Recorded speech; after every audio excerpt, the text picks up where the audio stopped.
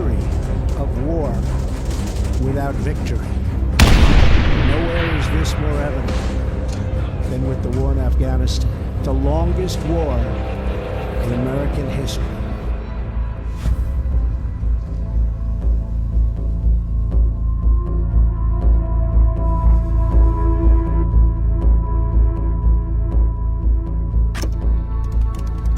In December 1979, the Soviet Union invaded Afghanistan, bringing communism to this deeply... আফগানিস্তানের আকাশে তখনও বারুদের গন্ধ। সোভিয়েত সেনারা চলে গেছে, কিন্তু বন্দুকের শব্দ থামেনি। পাহাড়ি গ্রাম থেকে রাজধানীর বাজার, সবখানেই ছড়িয়ে আছে ধ্বংসস্তূপ আর অনিশ্চয়তা। যে যোদ্ধারা একসময় বিদেশি শক্তির বিরুদ্ধে লড়েছিল, তারা এখন লড়ছে একে অপরের সাথে। কাবুলের ক্ষমতা ভাগাভাগি নয়, বরং মর্টারের গোলায় ছিন্ন বিচ্ছিন্ন হচ্ছে রাস্তা, ঘরবাড়ি আর জীবন। এই হতাশার ভেতর মানুষ খুঁজছিল একটি জিনিস, শান্তি, যে কোনো মূল্যে। ঠিক তখনই দৃশ্যপটে আসে এক নতুন নাম, তালেবান।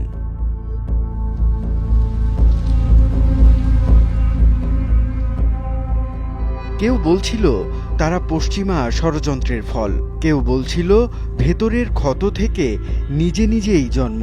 আসলে দুটো ধারাই মিলেছে এ গল্পে। 1979 সালে সোভিয়েত সেনারা আফগানিস্তানে প্রবেশ করে। উদ্দেশ্য কাবুলের কমিউনিস্ট সরকারকে টিকিয়ে রাখা। তার বিপরীতে পাহাড়ি গিরিখাত জুড়ে শুরু হয় মুজাহিদদের গেরিলা যুদ্ধ। 80-র দশক জুড়ে যুক্তরাষ্ট্র, পাকিস্তান ও সৌদি আরব গোপনে অর্থ ও অস্ত্র দেয়। পাকিস্তানের সামরিক শাসক জিয়াউল হকের আমলে আইএসআই হয়ে ওঠে সহায়তার মূল পথ। শরণার্থী শিবির, সীমান্তবর্তী মাদ্রাসা, পাহাড়ি ট্রেনিং ক্যাম্প, সব মিলিয়ে যুদ্ধের জন্য তৈরি হতে থাকে এক পূর্ণ প্রজন্ম। সোভিয়েতরা 1989 সালে সরে গেলে দেশে শান্তি ফিরে এলো না, বরং হাতে হাতে ঘুরতে থাকা অস্ত্র, যুদ্ধের টাকা আর বহিরাগত স্বার্থের জটিলতা নতুন দুঃসময় ডেকে আনে। 1992 সালে মস্কোপন্থী নাজিবুল্লাহ সরকার পড়ে গেলে কাগজে কলমে একটা মীমাংসা হলো, পেশোয়ার চুক্তি। কিন্তু ক্ষমতার ঘুঁটি তখনও অনেকের হাতে। কেউ চুক্তি মানল না, কেউ মানলেও মাঠের লোকজনকে থামাতে পারল না। গুলবুদ্দিন হেকমতিয়ারের মর্টারে ক্ষতবিক্ষত হল কাবুল। তাজিক, হাজারা, উজবেক গোষ্ঠীর সশস্ত্র নেতা নিজ নিজ এলাকায় নিজস্ব রাজ্য গড়ে তুললেন। পাকিস্তান, ইরান, সৌদি আরব, রাশিয়া, ভারত সবাই কোনো না কোনো গোষ্ঠীকে পৃষ্ঠপোষকতা দিল। ফল হল ভয়াবহ। রাজধানী কাবুল ধ্বংসস্তূপ, রাস্তা অসুরক্ষিত, চেকপয়েন্টে চাঁদাবাজি, অপহরণ, ধর্ষণ, হত্যাকাণ্ড। রাষ্ট্রের নামে ছিল শুধুই হতাশা। তখন কাবুলে একটি মোড় পার হতে 3 বার পরিচয় দিতে হতো।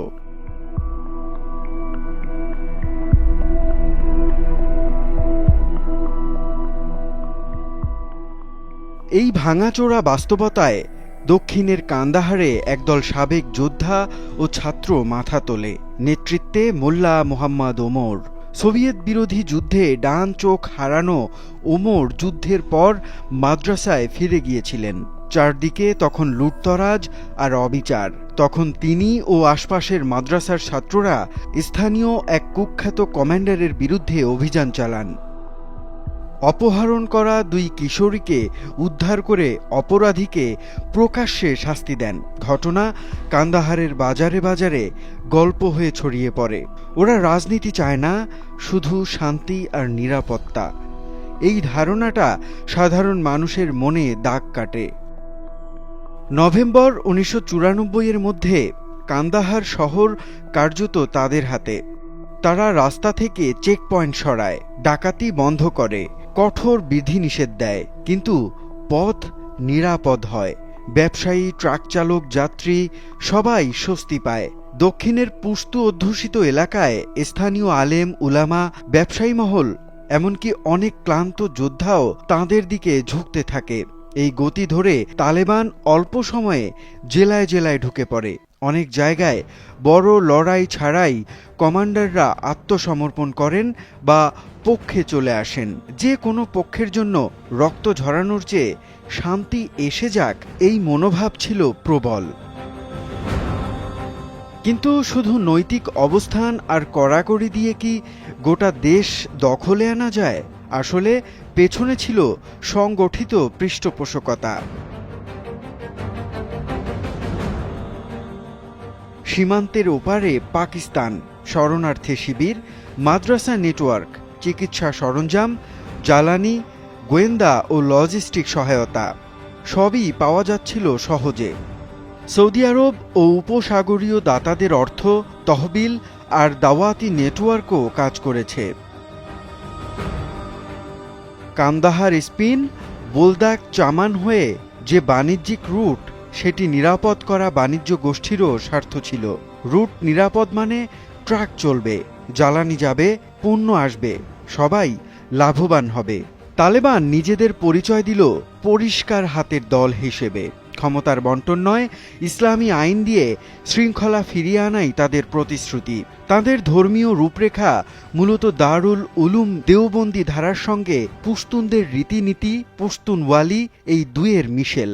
শুরুর দিনগুলোতে তারা রেডিওতে শরীয়ত প্রচার করে দ্রুত বিচার করে চুরি ডাকাতি থামায়।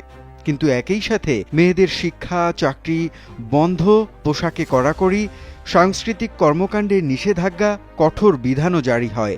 মানুষের মনে একদিকে স্বস্তি, আবার রাস্তায় বের হওয়া যাচ্ছে, অন্যদিকে শ্বাসরুদ্ধ অনুভূতি। এত কড়াকড়ি কেন? এই দুই অনুভূতি পাশাপাশি ছিল।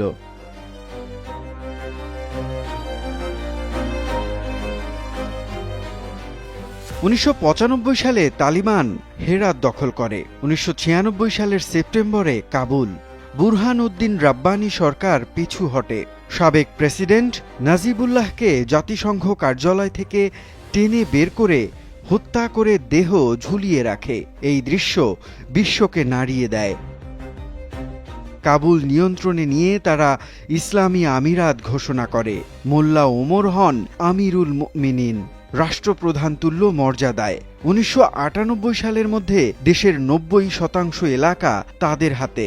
উত্তর পূর্ব প্রান্তে কেবল আহমদ শাহ মাসউদের নেতৃত্বে নর্দার্ন অ্যালায়েন্স টিকে থাকে। মোল্লা ওমর ছিলেন অনাড়ম্বর, কথায় কম কিন্তু সিদ্ধান্তে দৃঢ়। তার পাশে ছিলেন সহ প্রতিষ্ঠাতা মোল্লা আব্দুল গনি বরাদর, যিনি তখন সংগঠনের সামরিক কাঠামো গড়তে ভূমিকা রাখেন এবং বহু বছর পর শান্তি আলোচনায় টেবিলে আবার সামনে আসেন। উচ্চশিক্ষিত নীতি নির্ধারক নয়, ধর্মীয় পাঠ, যুদ্ধের অভিজ্ঞতা আর শৃঙ্খলা প্রয়োগের ইচ্ছাই ছিল তাদের মূল পরিচয়। দারুল উলুম হক্কানিয়ার মতো মাদ্রাসা থেকে আসা বহু ছাত্রই পরে ফ্রন্টলাইনে নেতৃত্ব দেয়, প্রতীকীভাবে যাকে বলা হয় তালেবানের নার্সারি। পশ্চিমা দৃষ্টিভঙ্গি বলবে 80-র দশকে যে প্রক্সি রাজনীতির খেলা হয়েছিল তারই ব্লোব্যাক হল তালেবান। পাকিস্তান নেপথ্যের পরিচালক। আবার আফগান সমাজের ভেতর থেকে বলা হয় কমিউনিস্ট পতনের পর আমাদের একা ফেলে দেওয়া হলো, যুদ্ধবাজরা দেশ ছিঁড়ে খেল, তখন অন্তত কেউ এসে রাস্তা নিরাপদ করেছিল। দুটোই আংশিক সত্য। তালেবান একদিকে বাইরের শক্তির নিজস্ব স্বার্থে লালিত, অন্যদিকে আফগান বাস্তবতার গর্ভে জন্ম নেয়া এক প্রবল প্রতিক্রিয়া, নৈরাজ্যের বিরুদ্ধে শাস্তিমূলক শৃঙ্খলা। একটা বিধ্বস্ত সমাজ, দীর্ঘ বিদেশি হস্তক্ষেপ, সীমান্ত জুড়ে মতাদর্শিক কারখানা, আর সাধারণ মানুষের যেমন করেই হোক শান্তি চাই প্রত্যাশা, সব মিলে যে শূন্যতা তৈরি করেছিল, সেখানে তালেবান এক কঠোর সমীকরণ দিয়েই উত্তর দিয়েছে, যার ফলে যুদ্ধ থামে কিন্তু স্বাধীনতাও সংকুচিত হয়।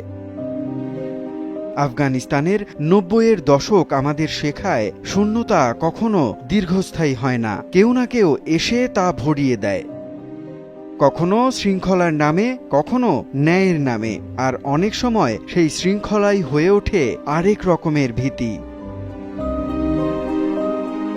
মুনিম রাব্বি, যমুনা নিউজ।